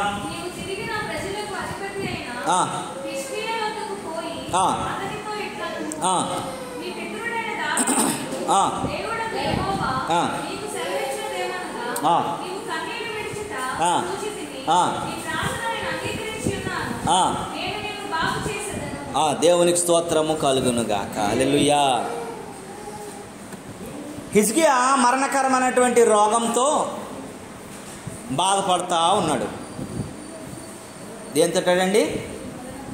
మరణకరమైన రోగం అంటే ఏంటో తెలుసా? ఈజీగా వచ్చింది రణపుండు. ఈ వీపు మధ్యలో దాన్ని ఏమంటారంటే ఎంటుకాండ్లు అంటారు. వాటి మధ్యలో ఒక రణపుండు వచ్చిందంట. ఆ రణపుండు అంటే ఏంటో తెలుసా అండి? అది ఈ రోజుల్లో అది క్యాన్సర్. ఏంటది? అది క్యాన్సర్. ఆ క్యాన్సరు ఆ రోజుల్లో కొంతమంది మా ఊర్లో అనేవారు, క్యాన్సర్ వస్తే వాడు క్యాన్సర్ అనేసి. అంటే అర్థమైంది తెలుసా? వాడిని లిస్టులో నుంచి డిలీట్ చేసేయడం. క్యాన్సర్ వచ్చిన వాడిని క్యాన్సల్ చేసేయడం, ఇంకా లేడు ఉండడనేసి. అంత భయంకరమైన జబ్బు అని హిజ్కియాకి వచ్చింది. హిజ్కియాకి వచ్చిన తర్వాత హిజ్కియా ఈ మరణకరమైనటువంటి ఈ పుండుతో బాధపడుతూ ఈ వీప్ సెంటర్లో వచ్చినటువంటి ఈ రణమును, ఈ రాక్షపుండును బట్టి చావు బ్రతుకుల మధ్య ఏం చేయాలో అర్థం కాక గుండెలు బాదుకుని ఏడిస్తూ ఉన్నాడు దేవుని వైపు తిరిగి. దేవుని వైపు తిరిగి ఏడుస్తుంటే దేవుడు విని ఆయన ఇల్లు దాటక ముందే మళ్ళీ ప్రవక్తను పంపించాడట. ఏమిట్రా కూర్చా,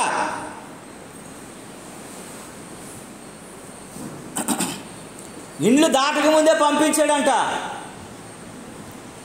హిజ్కియా చెప్పెళ్ళి, దేవుడు చేస్తే నీకు విన్నాడు, నీ మొర, నీ ప్రార్థన ఆలకించాడు. అందుకే మగాళ్ళకి ఆడవాళ్ళకి ఒక తేడా ఉంది. మగాడు మట్టితో చేశాడు, మగాడు మట్టి అంట, ఆడదే గట్టి అంట. ఒక సామెత ఉంది. ఎందుకంటే మగాడిని దేవుడు దేంతో చేశాడు? ఆడదాన్ని దేంతో చేశాడు? దుమ్ముతో. మగాడు మట్టి, ఆడదయ్యి గట్టి. ఒక్క కన్నీరు మగాడు మీద అయితే ఏమవుద్ది? కరిగిపోతాడు. ఆడవాళ్ళు ట్రిక్ అది. వాళ్ళు కరగరు. వీడి పాపం కరిగిపోయి ఏం కావాలో చెప్పను అంటాడు. వెంటనే కార్డు ఇచ్చేస్తాడు. ఇంకంతే అయిపోయి ఒక్క కన్నీరికి అంతా అయిపోద్ది అనమాట. అందుకే మగాడు మట్టి, ఆడదే గట్టి అని అంటారు. కనుక ప్రియమైనటువంటి దేవుని బిడ్డలారా, దేవుడు ఈయన యొక్క మాటలు విన్నాడు, ఈయన ప్రార్థన విన్నాడు, ఈయన మొర ఆలకించాడు. ఆలకించగానే దేవుడు చేసినటువంటి కార్యం ఏంటో తెలుసా? 5 కార్యాలు చేశాడు. ఆ ఒక్క కన్నీరు, 2 కన్నీళ్ళు ఎంత కార్చి ఉంటాడండి? 2 కన్నీళ్ళు కార్చాడు. నేను అందరికీ చెప్పేది ఏంటంటే, మన ప్రయత్నాలు మానేయాల. ప్రభువు దగ్గరికి వచ్చి దేవుని సముఖంలో ప్రార్థన విద్య, రోదన విద్య నువ్వు చేసినట్లయితే దానికి మించినది ఏమీ లేదు. దేవుని దగ్గర నువ్వు మొర్రపెట్టు, ఎలాంటిదైనా సరే నువ్వు జరిగించగలవు. నీ జీవితంలో ఏదైనా సాధించగలవు. ఊరికా చదివేసినంత మాత్రం నీకు ఏ ఉద్యోగం వచ్చేదో, ఊరికా నువ్వు చేసినంత మాత్రాన, ప్రయత్నం చేసినంత మాత్రాన ఉద్యోగం వచ్చేదా? నువ్వు ప్రభు సన్నిధిలో ప్రార్థన చేయి, ప్రభు సన్నిధిలో అంగలార్చు, ప్రభు సన్నిధిలో మొర్రపెట్టు, ప్రభు సన్నిధిలో కన్నీరు కార్చు. దేవుడిని మొరాలకించిన వెంటనే ఎవడ మనసైనా మార్చేస్తాడు. దేవునికి స్తోత్రం కలుగును గాక. 1000 మంది లైన్లో ఉన్న నల్ల వ్యక్తిని తీసుకురని చెప్తాడు. దేవునికి స్తోత్రం కలుగును గాక. వేలాది మంది సూసోను కోటకు వచ్చారు, లక్షలాది మంది సూసోను కోటకు వచ్చారు. 127 దేశాల నుంచి అందగత్తులందరూ కూడా సూసోను కోటకు వచ్చారు. ఎవరిని దేవుడు ఏర్పాటు చేశాడండి? తండ్రి లేని, తల్లి లేని, అనాది, గుడ్డలు లేదు, తిండి లేదు, సింపురు చుట్టూ నూనె లేనటువంటి సింపురు బురదాన్ని తీసుకొచ్చేసి సూసోను కోటకి వస్తీకి బదులుగా ఎస్తేరుని దేవుడు ఏర్పాటు చేశాడు. దేవునికి స్తోత్రం కలుగును గాక. ఏటట ఆవిడ అందగత్తేనా, ఆవిడ గొప్పదైనా, ఆమె ధనవంతురాలైనా, ఆమె పేరు ప్రఖ్యాతులు ఉన్నవాడు కూతురేనా? ప్రార్థన అంతే. దేవునికి స్తోత్రం కలుగును గాక. ప్రార్థన ఎవరినైనా మార్చేస్తుంది. 127 దేశాల నుంచి వచ్చినటువంటి అందగతులందరూ కూడా రాజుని చేసుకోవాలని ఆ స్వయంవరంలో పాల్గొంటే ఎందుకు పనికిరానటువంటి అభాగ్యురాలు, అనాథురాలు, తల్లిదండ్రులు లేని దీనబిడ్డ తలకు నూనె రాసుకోవడానికి, మంచి గుడ్డ కట్టుకోవడానికి, మంచి తిండి తినడానికి కూడా నోచుకోలేక ప్రతిరోజు పినతల్లితో తిట్టులు కాస్తూ బానిసత్వంలో బ్రతుకుతున్నటువంటి ఎస్తేరుని తీసుకొచ్చేసి యోగి అనేటువంటి రాజు యొక్క ప్రధానమంత్రి ఏం చేశాడో తెలుసా? ఈమె ఈ దేశానికి సరైన రానని ప్రకటించాడు. దేవునికి స్తోత్రం కలుగునుగా. ప్రార్థనలో ఉన్న బలం అది. నేను ఎవరికైనా చెప్తాను, నువ్వు 2 కన్నీళ్ళు దేవుని దగ్గర వీడు, ఉన్నతమైన శిఖరాలకు ఎక్కించేస్తాడు. నీ ప్రయత్నాలు, నీ చదువు, నీ సర్టిఫికేట్లు అన్నీ నాలుగు గీసుకోవడానికి పనికిరాదు. నువ్వు ప్రభువు దగ్గరికి వెళ్ళి ప్రార్థన చేసి, ప్రభువా నీవు తప్ప ఎవరు నా జీవితాన్ని బాగు చేసేవాడు, నా కష్టం, నా బాధ, నా ఇరుకు, నా పరిస్థితి, నా కుటుంబం, నా తల్లిదండ్రులు అన్నీ ఎరిగిన వాడు, నీవు తప్ప ఎవరు లేదు, నేను కాలు పట్టుకొని 2 కన్నీళ్ళు కాలిస్తే చాలు, దేవుడు ఉన్నతమైన శిఖరాలకు ఎక్కించేస్తాడు. దేవుని నామానికి మహిమ కలుగును గాక. మనకు అర్థం కాదు, అందుకే మనం ప్రార్థన చేయడానికి సమయం ఇవ్వం, బైబిల్ చదవడానికి సమయం ఇవ్వం, మొట్టమొదట లేవగానే దేవుణ్ణి కలుసుకోవడానికి అవకాశం ఇవ్వం. అన్నిటిని కలుసుకుంటాం, ఇన్స్టాలో ఏమొచ్చిందో, వాట్సాప్లో ఏమొచ్చిందో అన్నీ చూసుకుంటాం, కానీ దేవుణ్ణి కలుసుకోవడానికి సమయం ఇవ్వం. కాబట్టినే దేవుడు కార్యం చేయడానికి మన మీద దయ చూపించట్లేదు. దేవునికి స్తోత్రం కలుగును కాక. కానీ హిజ్కియాకి దేవుడు ఎన్ని కార్యాలు చేశాడో తెలుసండి. ఒక్క కన్నీరు సొక్కుతో మొట్టమొదటి జరిగింది ఏంటంటే క్యాన్సర్ కరిగిపోయింది. దేవుని నామానికి మహిమ కలుగును గాక. చావు బతుకుల మధ్య కొట్టిమిట్టాడుతున్నాడు, చచ్చిపోతాడని భయం పుట్టేసింది. వైద్యులందరూ కూడా చెప్పేశారు, హిజ్కియా నువ్వు చచ్చిపోతావు అనేసి. ఇంకా రేపో మాపో అన్న పరిస్థితులు ఉన్నటువంటి హిజ్కియా జీవితంలో మళ్ళీ దేవుడు 15 సంవత్సరాలు ఎక్స్టెన్షన్ చేశాడు. దేవుని నామానికి మహిమ కలుగును గాక. 15 రోజులు బతకను అనుకునేవాడికి దేవుడు 15 సంవత్సరాలు గ్యారంటీ లెటర్ రాసి ఇచ్చినట్లే. రెండోది ఏం జరిగిందో తెలుసండి,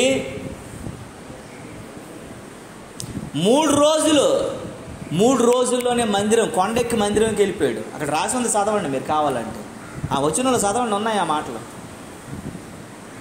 ఇంకను 15 సంవత్సరములు ఆయుష్ నీకు ఇచ్చేదను, మరియు నా నిమిత్తము, నా సేవకుడైనటువంటి దావీదు నిమిత్తము ఈ పట్టణమును నేను కాపాడు నిమిత్తము ఈ పట్టణమును అశ్షూరు రాజు చేతిలో నుండి చేస్తానని చెబుతూ అని అంటాడు. ఏమంటాడు చదవండి, కిందకి అంటాడు, నీవు ఆ మందిరానికి వెళ్తావని చెప్పలేదు, అక్కడ రాసాను చూసారా?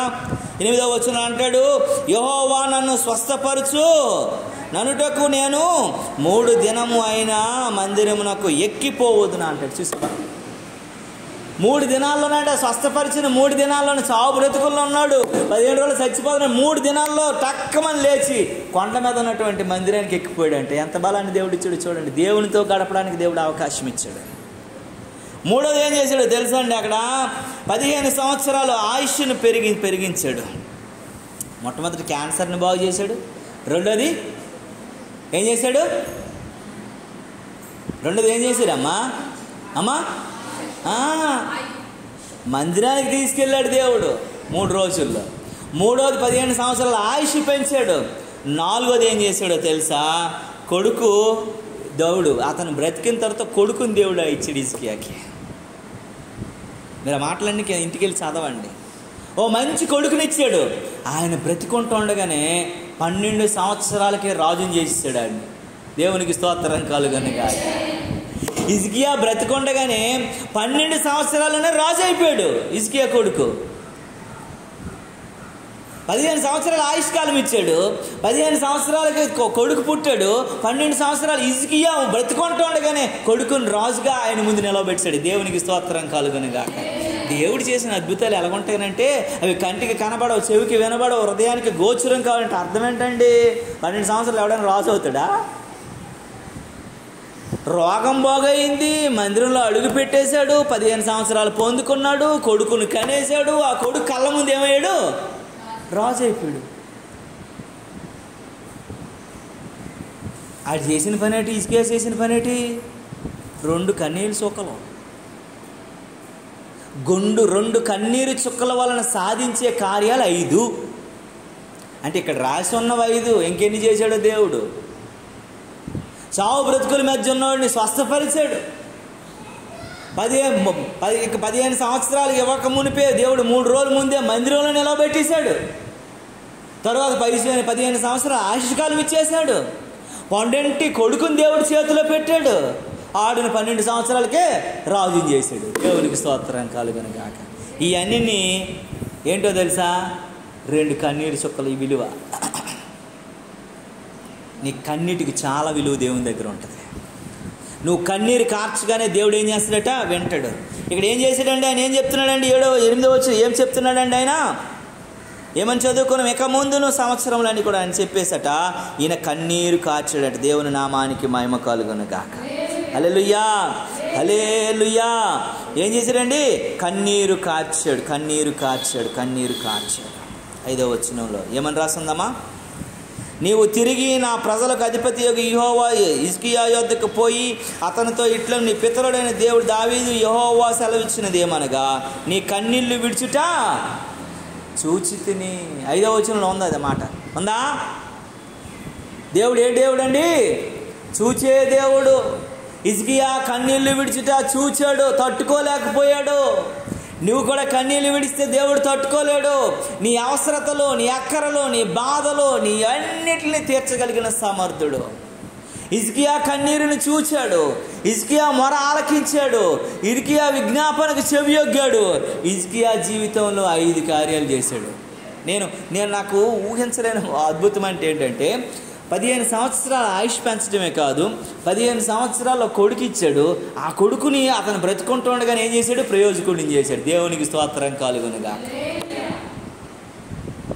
అద్భుతం అంటే అది. ఆడు చిన్న వయసులోనే కింగ్, ఆడు చిన్న వయసులోనే అందరిని పరిపాలిస్తున్నాడు. ఎవడీడు కొత్తగా వచ్చాడు గుంటడి రాజు అంటండి. ఏంటంటే హిజ్కియా కొడుకు అండి. హిజ్కియా జీవితంలో దేవుడు అద్భుతం చేసిన తర్వాత వీడు పుట్టాడండి. వీడు 12 సంవత్సరాల్లో దేవుడు అద్భుతంగా రాజుగా నిలబెట్టాడండి. అది దేవుడి కార్యాలే పెద్ద సాక్ష్యాలు అక్కడ. మరి నీ కోసం నా కోసం ఆ సాక్ష్యం చెప్పాలంటే నీ కన్నీటి ప్రార్థన, దేవుడు నీ వైపు చూస్తున్నాడా? దేవుడు నీ మొర ఆలకిస్తున్నాడా? నీ మొరకు దేవుడు చెవియోగితా ఉన్నాడా? నీ ప్రార్థన ఎక్కడైనా దేవుడు వినేటువంటి స్థితిలో ఉందా? నీ ప్రార్థనకు ప్రతిఫలం పొందుకునేటట్టు ఉందా? నీ ప్రయత్నాలు కూడా నువ్వు సాగిపోతున్నావా? ఒక్కసారి ఆలోచించుకోవాల్సిన అవసరం ఎంతైనా ఉంది. దేవుని నామానికి మహిమ కలుగును గాక. హల్లెలూయా, హల్లెలూయా, హల్లెలూయా. ప్రియమైనటువంటి దేవుని బిడ్డలారా, ఎందుకనంటే చాలామంది పొందుకోకపోవడానికి గల కారణం ఏంటంటే వారు కన్నీళ్ళు వేడ ప్రార్థన అనుభవం వారికి ఉండదు. యాకోబు గారిని చూస్తే నాకు అదే బాధ అనిపిస్తూ ఉంటుంది. 7 సంవత్సరాలు బానిసత్వం చేశాడు. తర్వాత కూతుర్ని ఏమని అనేసాడు. అప్పుడు నోరు మూసుకుని ఏం చేయాలి? ప్రభువా, ఏదో తప్పిదం చేసి 7 సంవత్సరాలు వచ్చి ఈ పేడ ఈ పెంట అంతా ఎత్తాను, ఇప్పటికైనా కనికరించాను, కన్నీళ్ళు విడిచి దేవుడు ఏదో రకంగా లాబాను గాడి నుండి విడిపించును యాకోబుని దేవుడు. ఇంకొక 7 సంవత్సరాలు బానిసత్వం చేశాడు. బానిసత్వం 7 14 సంవత్సరాలు అయిపోయిన తర్వాత మామ నేను వెళ్ళిపోతున్నానంటే నోరు మూసుకోరా, ఇంతవరకు వయసులో ఉన్నాము, ఇప్పుడు ముసలోళ్ళం అయిపోయిన తర్వాత మేము ముసలోళ్ళం ఇద్దరం ఏం చేస్తాము, ఇంకా నువ్వు ఉండని చెప్పి 20 సంవత్సరాల వరకు పేడ ఎత్తించాడు. ఆ ఏడుపేదో మహాలీములోకి వచ్చినది ఏడు చేసినటువంటి ఏడుపు అప్పుడే ఏడ్చి ఉంటే 20 సంవత్సరాలకు బానిసత్వం తప్పును కదా. అప్పుడే ఆడలే, అందరు పోయి అన్నీ అయిపోయి రాయలు చచ్చిపోయిన తర్వాత అప్పుడు బుద్ధి వచ్చేసి మహనీయం దగ్గరికి వచ్చేసి రాత్రిని దిండిగా చేసుకొని దేవుని సన్నిధిలో వచ్చి ఏడుతాడు మోకాల మీద పడి, ప్రభువా నేను ఎవరూ లేని ఒంటరి నేను ఆయన నీ కృప నాతో చూపించుకోవని ఏడుతున్నాడు మనస్కరించి. అప్పుడు దేవుడు, అందుకే మనం లేట్ చేయకూడదు ప్రార్థన చేయడానికి. యాకోబులాగా అయిపోతాం మనం. యాకోబు స్థితి మనకు వచ్చేస్తుంది. ఆశీర్వాదం పొందుకోవడానికి లేట్ అయిపోతాం మనం. దీవెన పొందుకోవడానికి లేట్ అయిపోతాం. అందుకే 2 కన్నీళ్ళు ఇసుకి ఇడిచాడు కాబట్టినే ఆ 15 సంవత్సరాల స్పాన్లోనే దేవుడు 5 అద్భుతాలు చేశాడు. దేవుని నామానికి మహిమ కలుగును. హల్లెలూయా, హల్లెలూయా. యాకోబు జీవితంలో పొందుకోకపోవడానికి గల కారణం ఏంటంటే అక్కడికి వచ్చి ఏమి ఏడుతున్నాడండి. మీరు యాకోబు అతని కోసం చదివితే ఏమని ఏడుతున్నాడు తెలుసు? ఆదికాండంలో యాకోబు, ప్రభువా పగలు ఎండ తట్టుకోలేకపోతున్నాను, రాత్రి చలికి మంచుకు తట్టుకోలేనటువంటి పరిస్థితిలో ఉన్నాను ప్రభువా, నేను కన్నీళ్ళు కార్చలేని పరిస్థితిలో ఉన్నాను, నేను వణికిపోతున్నాను, ఒంటరిని అయిపోతున్నాను ఏడుస్తున్నాడు. ఈరోజు నీవు నేను జ్ఞాపకం చేసుకోవాలా. ఆ ఏడిపేదో దేవుని పాదాలు పట్టుకుని ఏడిస్తే యాకోబుని ఎప్పుడో దేవుడు తప్పించేవాడు, ఎప్పుడో దీవించేవాడు, ఎప్పుడో ఆయన అంగలార్పుని దేవుడు వినేవాడు, ఆయన కన్నింటికి ప్రయాసములు అనుగ్రహించబడేవాడు. కానీ అలా లేడు కాబట్టి పొందుకున్నాడు. దేవునికి స్తోత్రము కలుగును గాక. హాగరు మొర దేవుడు విన్నాడు, హాగరు మొర విన్నాడు, అందుకని హాగరు వైపు చూశాడు. ఆగరు కన్నీటిని విన్నాడు కాబట్టి ఆగరు వైపు చూశాడు. ఇజ్రాయేలు కన్నీరు విన్నాడు, మొర ఆలకించాడు కాబట్టి ఇజ్రాయేలును వాటి నుండి తప్పించి పాలు తేనెలు ప్రవహించి దేశానికి తీసుకొచ్చాడు. హిజ్కియా కన్నీటిని దేవుడు చూశాడు కాబట్టి హిజ్కియాని ఆయన యొక్క క్యాన్సర్ రోగం నుండి తప్పించాడు. ఆయన యొక్క స్థితిగతుల నుంచి మందిరంలోనికి నడిపించాడు. దేవునితో గడపడానికి 15 సంవత్సరాలు ఆయుష్నిచ్చాడు. 12 కొడుకునిచ్చాడు. కొడుకుని 12 సంవత్సరాలకే రాజుని చేశాడు. కన్నీటి ప్రార్థనలో ఉన్న గొప్పతనం అది. దేవుని నామానికి మహిమ కలుగును గాక. నీవు నేను మనం ఎలా ఉన్నాం, ఇంకా మన పరిస్థితి ఏంటి, మన స్థితి ఏంటి, మన జీవన విధానం ఏంటి, మన జీవితం ఏంటి, అలా ఆలోచించుకొని పోతే అక్కడ లేనటువంటి పరిస్థితుల్లోనే బ్రతుకుతూ ఉన్నాం. దేవుని నామానికి మహిమ కలుగును గాక. ఒక మాట చెప్పి నేను ముగిస్తాను ప్రియులారా. చూడండి, చివరికి ఒక మాట చెప్తాను. ఇంకా చెప్పాలని చాలా ఉంది కానీ మరి నేను ముగిస్తాను ఈ మాట. చూడండి, లూకాసు వార్త 19వ అధ్యాయం 5వ వచనం చూడండి. నాకు ఇక్కడ కూడా చాలా నవ్వు వచ్చినటువంటి మాట, చాలా ఆశ్చర్యమైనటువంటి మాట. చూడండి పిల్లరా, రేరా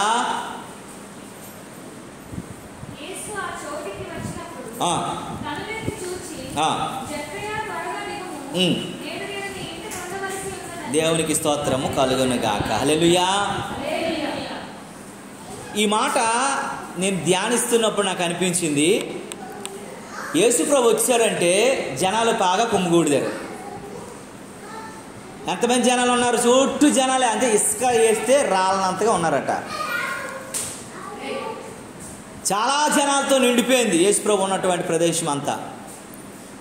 కానీ వాళ్ళందరూ దేనికి వచ్చారో తెలుసా? వాళ్ళు చూపేటో తెలుసా? వారి మనసు ఏంటో తెలుసా మీకు? నేను ఈ మాట అంతా ధ్యానిస్తున్నప్పుడు నాకు అనిపించింది, వాళ్ళందరూ రొట్టెల కోసం కొంతమంది, చేపల కోసం కొంతమంది, స్వస్థతల కోసం కొంతమంది, ఆశీర్వాదాల కోసం కొంతమంది యేసుప్రభు చుట్టూ ఏమయ్యారండి? గుమ్ముగూడు ఉన్నారు. జక్కయ్య మాత్రము ఎందుకు వచ్చాడో తెలుసా? యేసుని చూడాలని వచ్చాడు. అది నీ ఆశ, నీ తృష్ణ, నీ ఆలోచనని దేవుడు ఎరుగుతాడు. వీరందరి మనసులు ఏంటో దేవుడు తెలిసిపోయాయి. వీడు రొట్టె కోసం వచ్చాడు, ఈ చేప కోసం వచ్చాడు, స్వస్థత కోసం వచ్చాడు, వీడు ఆశీర్వాదం వచ్చాడు, వీడు దీవుని కోసం వచ్చాడు, వీడి బాధలు చెప్పుకోవడానికి. కానీ జక్కయ్య, ఈ పొట్టోడు మాత్రం వచ్చింది నన్ను చూడాలని వచ్చాడు. అందుకే వీళ్ళందరి వైపు చూడకుండా ఎవరి వైపు చూశాడండి? జక్కయ్య వైపు చూశాడు. నువ్వు నీ వైపు దేవుడు చూడాలంటే, నిన్ను దేవుడు గమనించాలంటే, దేవుడు నిన్ను దీవించాలంటే, నిన్ను ఆకర్షితుడు కావాలనుకున్నట్లయితే యేసు వైపు చూడగలిగే మనసు నీకు మొట్టమొదట ఉండాలి. నువ్వు దీవెనల వైపు, స్వస్థతల వైపు, తిండి వైపు, ఆశీర్వాదాల వైపు చూడకూడదు. నేను మీటింగ్స్కి వెళ్తే నాతో పాటు ఒక పాస్టర్ గారు వస్తూ ఉంటారు. ఆ పాస్టర్ గారు కరెక్ట్గానే చెప్పి మాట్లాడంటే, ఈరోజు భోజనాలు ఉంటాయండి అక్కడ అని అంటాడు. అసలు ఆ మైండ్ అంతా ఎలాగైపోద్దానంటే, ఇదేంటి మనం దేని కొరకు వెళ్తున్నాము, అసలు దేనికోసం వెళ్తున్నాము, ఆ ప్రజలను దేవుడు ఏం మాట్లాడబోతున్నాడు, ఏం దర్శించబోతున్నాడు, వాళ్ళు ఏ అవసరతలో ఉన్నారు, వారు ఏం కావాలి అని కదా మనం వెళ్ళేది. ప్రార్థన సైన్ చేసుకొని వెళ్తాం కదా. వీడు ఎక్కిన వెంటనే చెప్పి మాట్లాడి, ఇది భోజనాలు అక్కడ ఉంటాయండి బ్రదరు అని అంటాడు. నాకు మరి మీరు నమ్మరండి, ఎంత కోపం వచ్చేస్తుందంటే, అంటే మనం తిండి కోసం వెళ్తున్నామా? డబ్బు ఖర్చు పెట్టుకొని, సమయం వేస్ట్ చేసుకొని, పనులు మానుకొని, అలెట్టే పిడికిడాన్న మన ఇంట్లో ఉండదా? నీ ఆలోచన ఏంటి? నీ మనసు ఏంటి? నీ చూపేంటి? నీ యొక్క స్థితిగతి ఏంటి? దాని మీద ఇక్కడ వచ్చే ప్రజల మైండ్ సెట్ అంతా అంతే. 5,000 మందికి 5 రొట్టెలు 2 చేపలు ఇచ్చిన దేవుడు మళ్ళీ పంచుతాడేమో అనే బాధ. ఒక దగ్గర 12 గంపలు మిగిలిపోయి, ఒక దగ్గర 4,000 మందికి పంచాడు. ఇక్కడ పంచుడేమనేటువంటి బాధ. ఎంతోమందికి స్వస్థత జరిగింది, ఇక్కడ స్వస్థతలు జరుగుతాయేమనే బాధ. ఎంతోమంది కష్టాలు పోయాయి, ఇక్కడ కష్టాలు పోతాయేమనే బాధ తప్ప యేసయ్యను చూడాలనేటువంటి ఆలోచనతో ఎవరు లేరు అక్కడ.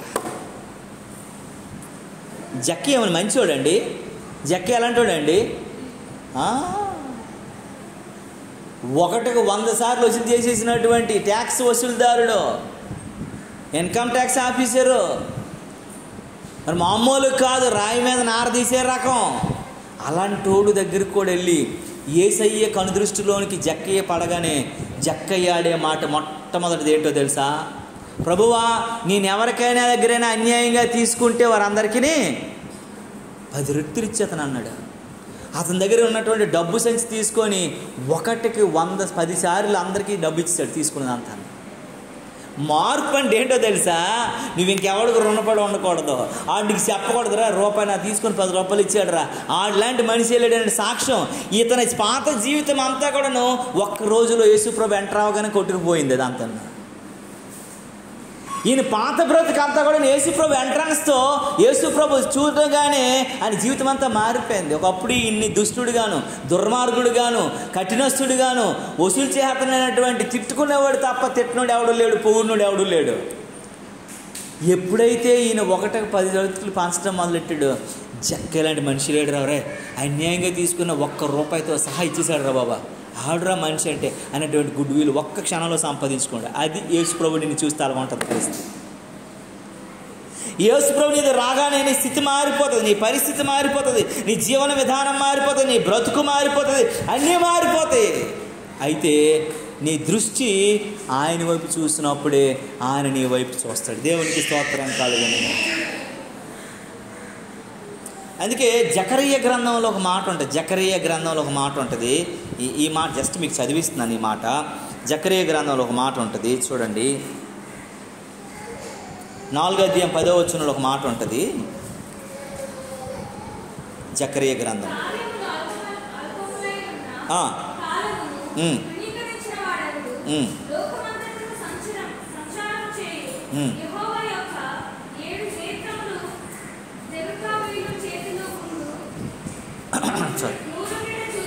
జెరుబ్బాబేలు చేతి 7 నేత్రములు జెరుబ్బాబేలు చేతిలో గుండు నూలుండుట చూచి సంతోషించిన అని మాట ఉంటుంది అక్కడ.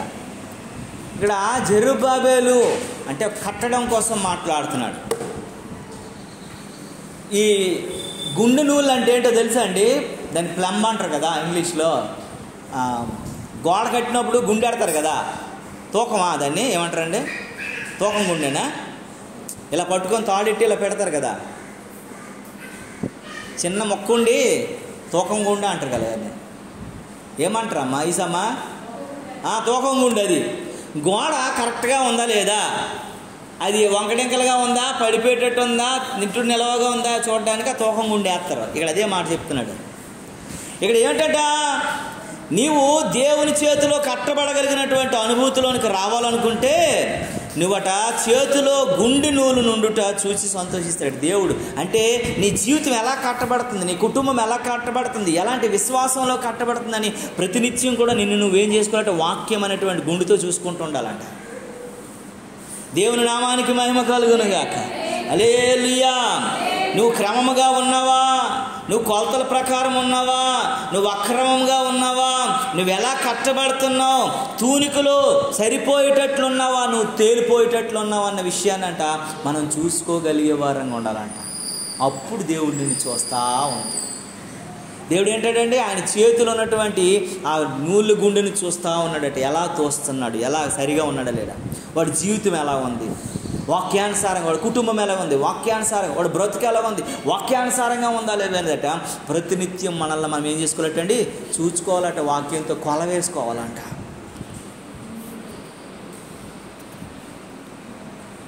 అందరినీ చేసాడండి, అన్ని రకాలుగా చేయడు. మనం అందుకే పదే పదే దావీదు కోసం ఆలోచిస్తుంటే, దావీదు కోసం నేను ఎంత ధ్యానిస్తున్నా నాకు కొత్త మెసేజ్లు వస్తుంటాయి. అంటే ఈరోజు చెప్పకూడదని అనుకున్నాను కానీ ఈ మాట చెప్పక తప్పదనిపించింది నాకు. దావీదును కూడాను 8 మంది ఉన్నా సరే 7గురిని దేవుడు రిజెక్ట్ చేసి 8వ ఒక పిచ్చోడిని దేవుడు యాక్సెప్ట్ చేయడానికి గల కారణం ఏంటో తెలుసా? దేవుని మీద ఉన్న మనసు అలాంటిది దావీదుకి. యేసుని చూడాలనేటువంటి ఆసక్తిని దేవుడు చూశాడు. ప్రార్థనలోని కన్నీరుని దేవుడు చూస్తాడు. విశ్వాసంలోనూ పెట్టినటువంటి మూలుగులను దేవుడు చూస్తాడు. ఆఖరి యజమాని గృహంలో అబ్రహాం ఏంట ఆమె ఏ మాట ఆడకుండా చెప్పిన పని అంతా చేసినటువంటి విధేయతను దేవుడు చూస్తాడు. అందుకే యాక్ట్స్ 13th చాప్టర్లో ఉంటుంది. అపోస్తుల కార్యగ్రంథం చూడండి 13:22 ఒక మాట దావీదుని గురించి మాట్లాడుతున్నప్పుడు, ఈ మాట వింటున్నప్పుడు నాకు అనిపించింది, అసలు మనస్సు సంతోషం అయిపోయింది. ఒక్క నిమిషం అమ్మ, 22వ వచనాన్ని చూసినట్లయితే దేవుని వాక్యం చెప్తోంది, తరువాత అతనిని తొలగించి దావీదును వానికి రాజుగా ఏర్పరిచెను, మరియు ఆయన యెషయా కుమారుడైన దావీదును కనుగొంటిని అని అన్నాడు. చూడండి, దేవునికి స్తోత్రం కలుగును గాక. కనుగోవడం అంటే ఏంటండి అమ్మ? కనుగోవడం అంటే ఏంటి అమ్మ? కనిపెట్టడం అంటే అది దొరకని దాన్ని కనుగొంటారా, దొరికిన దాన్ని కనుగొంటారా? భారతదేశాన్ని ఎవరు కనుగొన్నారు? వాస్కోడి గామ కదా. వాస్కోడి గామ కనుక్కున్నాడు భారతదేశం. అంతకుముందు ఎవడో తెలీదు. ఈ కబుర్లు చెప్తారు లేనిపోయిన భారతదేశం ఇన్ని సంవత్సరాల నుంచి 5 సంవత్సరాల నుంచి అంత ఒట్టి శుద్ధ. గూగుల్ అమ్మ చెప్తుంది ఏంటంటే వాస్కోడి గామ భారతదేశానికి. అమెరికాని ఎవరు కనుగొన్నాడు? కొలంబస్ కనుగొన్నాడు. తెలుసా? అమెరికాని ఎవరు కనుగొన్నారు? కొలంబస్. కనుగోకముందు అమెరికా ఏం లేదో, కొండలు అవన్నీ. వాస్కోడి గామ భారతదేశం కనుగోకముందు ఎవరికేం తెలీదు, నాగరికత లేని దేశం.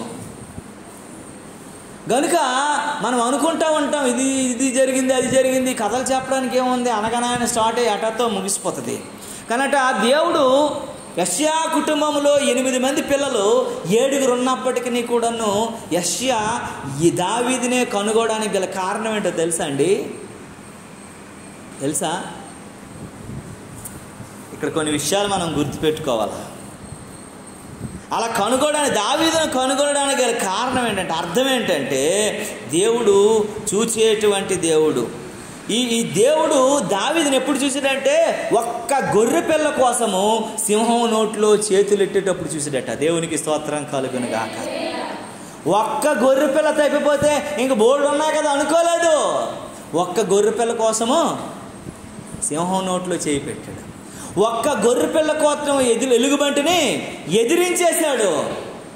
అరే, మీ దేశంలో అసలు మగాడా లేడా, అందరూ మాడాగాలని చెప్పేసి ఫిలిష్తీయుడు అయినటువంటి గొలియాతు తొడగొడుతున్నప్పుడు ఎవ్వడికి రోషం రాలేదు, సౌలు రాజుతో సహా. చిన్న పిల్లోడు ఏమన్నాడు? సున్నత లేని ఫిలిష్తీయుడు సర్వోన్నతుడైన దేవునికి ఎటకారం చేయడం ఏంటుంది ఆడని చెప్పేసి ఆడ తలకాయ తెచ్చేసాడు. అది అలాంటివన్నీ దేవుడు ఏం చేశాడు? దావీదుని బట్టి చూచాడు. దేవునికి స్తోత్రం కలుగును గాక. దావీదుని ఒట్టినే రాజుని చేసిలేదండి. దావీదుని మామూలుగా అలా ఎక్కించలేదు. 127 ఆస్థానాలకు అధినేతగా, చక్రవర్తిగా. దేవుడు ఆయన చూచే దేవుడు కనుగొన్నాడంట ఆయన్ని. ఆ కనుగోవడంలో దొరికింది ఏంటంటే, ఒక్క గొర్రెపిల్ల కోసం సింహం నోట్లో చేయి పెట్టాడు, ఒక్క గొర్రెపిల్ల కోసం ఎలుగుబంటిని ఎత్తిరించాడు. ఫిలిష్తీయుల్లో మగాడే లేడా, ఇశ్రాయేలులో యూదుల్లో మగాడే లేడని ఫిలిష్తీయుడు సున్నత లేనివాడు వచ్చి తొడగొడుతుంటే అందరూ మగాల్లా కాకుండా మాడాగల్లా చూస్తున్నప్పుడు చిన్న రాయి పిక్కతో గొల్లియాతు నత్తమార్చగలిగి దేవుడి నామాన్ని మహిమపరిచాడు. అది ఆయనలో ఉన్న గొప్పది. అలాంటప్పుడే దేవుడు దావీదుని ఏం చేశాడు? చూచాడు. దేవునికి స్తోత్రం కలుగునుగాక. 7 ఒకటి తర్వాత ఒకడు వీళ్ళందరూ సకల విద్యలలో ప్రవీణులైనప్పటికీ కూడా రిజెక్ట్ అని చేసేసి ఇంకెవడైనా ఉన్నాడని యెషయాని ఏం చేశాడు? అడిగాడు. ఈ ప్రజలందరూ చూస్తున్నారు, యెషయాకి ఇంకా ఇంతకంటే మంచి కొడుకులు ఎవరున్నారు, ఆడెవడున్నాడు, ఆడు వేస్ట్ గాడు, ఆడు కోసం ఇతను అంటాడు సమయాలు బుర్రపోయింది అనే పరిస్థితులు చూస్తున్నారు. ఇంకెవడంటే పిలిపించారు, కావాలంటే వెయిట్ చేస్తున్నాయి. అలా వెయిట్ చేస్తుంటే కొంతమంది చెప్తున్నారు పెద్ద మనుషులు ఏమని ఒక కొడుకు ఉన్నాడు కానీ అంత మాత్రమేనండి. వీళ్ళే మిలిటరీలో పనిచేస్తున్నారు, వీళ్ళే చదువుకున్నారు, వీళ్ళే తెలివైన వాళ్ళు. ఆడు దొమ్మరోడండి, గొర్రెలు కాసుకుంటున్నాడు. నార్మల్స్గా ఆలోచనంత వరకు వెయిట్ చేద్దామని అంటున్నాడు. ఎవరు? సమూయేలు గారు. అది ఎక్కడో కొండలు ఉన్నాడు. అప్పుడు గుర్రాల గాడిదలు ఏటా? ఏమీ లేదు, నడుచుకొని నెమ్మదిగా. ఏమి మన ఎవడే ఆఫీసరే ఏంటి కారు పంపించడానికి? ఏమీ లేదు, నెమ్మదిగా వస్తున్నాడు. మధ్యలో పాటలు పాడుకొని ఆటలు ఆడుకొని గెంతుకొని ఆ వస్తుండగా అంత దూరం ఆ మాట దూరాన్ని చూడగానే దేవునికి ఈడి కావాలని చెప్పేసి కొమ్ము తీసి తైలంతో అభిషేకించి రాజుగా చేశాడు. దేవునికి స్తోత్రం కలుగునుగాక. ఆయన చూచే దేవుడు, ఆయన కనుగొనే దేవుడు. నువ్వు ఎలిజిబులా అన్ఎలిజిబులా అని మనుషులు తీర్పు తీర్చకూడదు, దేవుడు తీర్పు తీర్చాలి. చాలాసార్లు నువ్వు పనికిరావు అమ్మా, నీకు తెలివి లేదమ్మా, నీకు జ్ఞానం లేదమ్మా అని మనం ఏం చేస్తుంటాం? పక్కన పెట్టేస్తా ఉంటాం మనుషుల్ని. దేవుడు కనుగొనేవాడు నీ జ్ఞానాన్ని, నీ తెలివిని, నీ యొక్క నైపుణ్యతను, నీ గొప్పతనాన్ని దేవుడు కనుగొని నిన్ను నిలవబెడతాడు. నీకు అర్థం కాదు అది. దేవుడు ఎలాంటి వాడటండి? ఆయన చూచుచున్న దేవుడు. దావీదు 3 కార్యాలను చూడబట్టే దావీదుని దేవుడు ఏర్పాటు చేసుకున్నాడు. దేవుని నామాన్ని మహిమ పొందాలి. ప్రియ దేవుని బిడ్డ, ఒక్కసారి వెనకకి వెళ్ళి మనం ఆలోచించాలి. ఆగరికి ఏ ప్రమేయం లేకుండానే, ఇది లేకుండానే అవన్నీ తప్పుల్లో ఇరికిపోయిన పరిస్థితుల్లో దేవుడు వదలక ఆగరును దేవుడు దీవించాడు. ఇజ్రాయేలులు పడినటువంటి 400 సంవత్సరాల కష్టాన్ని, మొరని, నిట్టూర్పులను, కన్నీరుని చూచి దేవుడు వారిని విడిపించి పాలు తేనెలు ప్రవహించే దేశానికి వారి దుఃఖాన్ని మాన్పి సంతోషాన్ని అనుగ్రహించాడు. మూడవదిగా హిజ్కియా చావు బ్రతుకుల మధ్య ఉంటున్న వాడికి 5 అద్భుతాలు చేసి దేవుడు ఆశ్చర్యరీతిగా హిజ్కియాను నిలవబెట్టుకున్నాడు. 4వదిగా జక్కయ్య జీవితంలో అందరూ జక్కయ్యని ఎవడూ చూడలేడు, అసహించుకున్నారు, అవమానపరిచారు. కానీ దేవుని చూపుకి జక్కయ్య దొరికిన తర్వాత జక్కయ్యని ఈరోజు నేను జ్ఞాపకం చేసుకుంటున్నామంటే జక్కయ్య దేవుని దృష్టిలో పడ్డాడు. నువ్వు దేవుని చూసే వ్యక్తిగా ఉంటే